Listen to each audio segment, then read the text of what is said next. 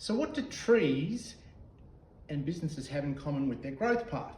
Recently, I was on a podcast with a friend of mine, and the podcast called No More Mondays. It's with a guy called Mark Powell from Goodwill Projects, and we were talking about the similarities between business growth and tree growth. You see, most people think that just because you start a business and hang your sign up and get a website, it's going to be really easy, and it's not going to be any challenges, and you're going to make lots of money. But the truth is, that's not what happens. There's a story of once upon a time, they were trying to grow the perfect tree. And I talk about this in the podcast. So they set up the perfect conditions. They had the right soil mix. It was inside. They had the right light that they controlled. They had the right rain, sort of water they could mix. And what would happen is the tree would grow and grow, and they were super excited. We're growing the perfect tree. And after about 3 months or so, the tree would get to a certain height and it fell over.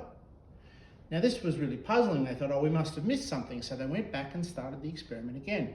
Same process, let's get the pH right, the chemicals right, the soil right, the water right, the light right and everything. And it happened again and again and again. And they couldn't work it out.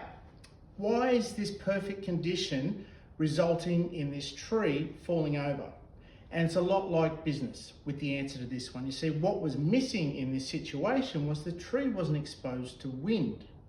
Now what the wind does is put pressure on the tree, and as a result, its roots grow down into the ground. It's a lot like this in business.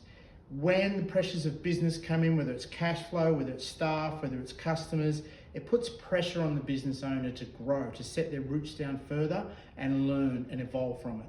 And sometimes we're going to make mistakes, and that's okay, because we learn more from our mistakes than we do from getting it right. But being in business can be tough. You've got to expect the battering of the trees and the winds and all the rest of it, but that's what's going to help you make you grow stronger as well.